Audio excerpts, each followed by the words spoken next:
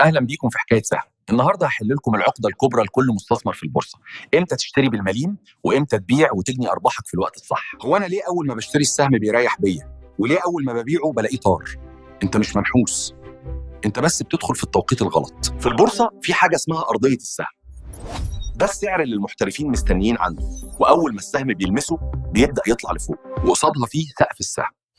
ده السعر اللي السهم كل ما يقرب منه يلاقي بياعين كتير، فيتخبط ويرجع ينزل تاني. ساعة الصفر للشراء هي لما السهم يثبت فوق الأرضية بتاعته ويبدأ الفوليوم أو حجم التداول يزيد.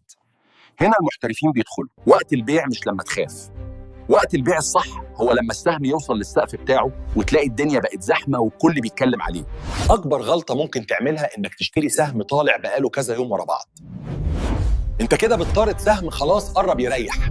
في قاعده ذهبيه في مصر بتقول لك اشتري على الاشاعه وبيع على الخبر. لما الخبر الايجابي ينزل في الجرايد بيكون المحترف بيبيع لك. مؤشر الفوليوم ده هو كشاف النور بتاعك.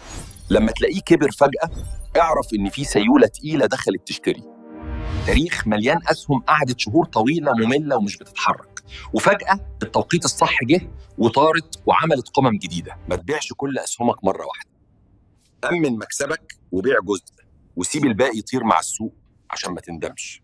استخدم التكنولوجيا، حط أوامر شراء وبيع معلقة على أسعار الأرضية والسقف، وسيب الابليكيشن يشتغل وانت في شغلك.